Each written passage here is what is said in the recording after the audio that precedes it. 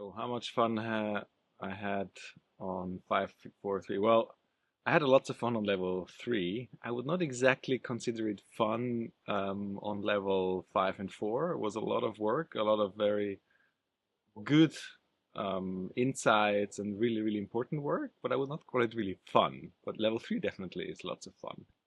Yeah, so there will be things that will impact my life profoundly. One topic I would pick out is my daughters. I realized a lot of patterns that I have in the communication with my daughters, and also that I am way too much on my mobile phone.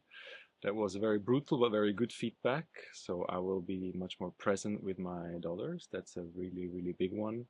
And in generally on the ego patterns, I know now some areas where I really have to pay attention, and that will be my private life and my professional life, really meaningful to change some of those patterns.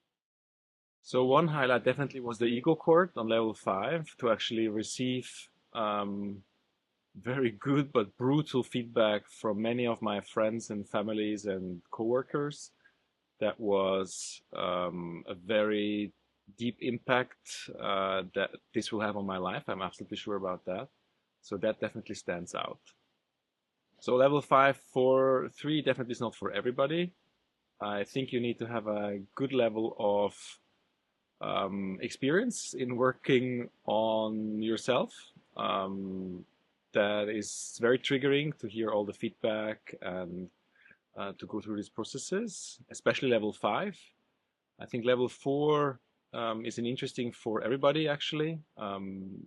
I grew up completely non-spiritual or non-religious, and that was a really interesting experience for me. I had lots of resistance there and could then at some point really connect. So that was beautiful. And then level 3, well, I think that's the cherry on the top. Definitely great for everybody to live out one's fantasies.